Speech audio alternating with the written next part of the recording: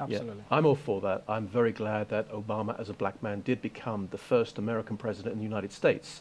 Something like this was unheard of 15, 20 years ago. So I'm very glad that happened. And he was an amazing orator. Everyone all over the world just, they flocked out to hear him speak. In fact, he was best when there was tens of thousands of people in stadiums.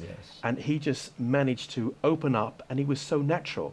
He was uncomfortable on a one-to-one basis answering questions because he realized that anything he say might alter the stock market or change businesses over or something like that. But as you look back over the 8 years, it is fair to say that unemployment has risen, income has stagnated, crime has risen, and there is people are more concerned about terrorism threats, specifically inside the United States.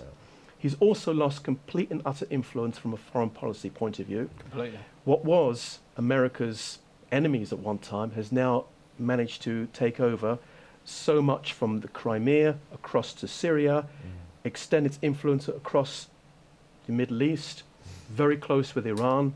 And the Americans are completely and utterly out of the picture. And one of the worst things from a foreign policy point of view that Obama did is that he warned the Syrians, and they were a little bit wary. And then he said, if you started to attack civilians, we're going to come in. And he did that. Nothing happened. Then chemical weapons were used, and he said that would be a red line.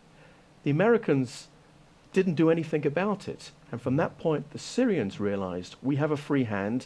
And then the Russians moved in, and they managed to look after their base in Latakia, and they moved their troops in. They moved in an enormous amount of armory in, and they now control that whole, and they will not let it go. And that is as a direct result of the American foreign policy. Yeah, no, absolutely.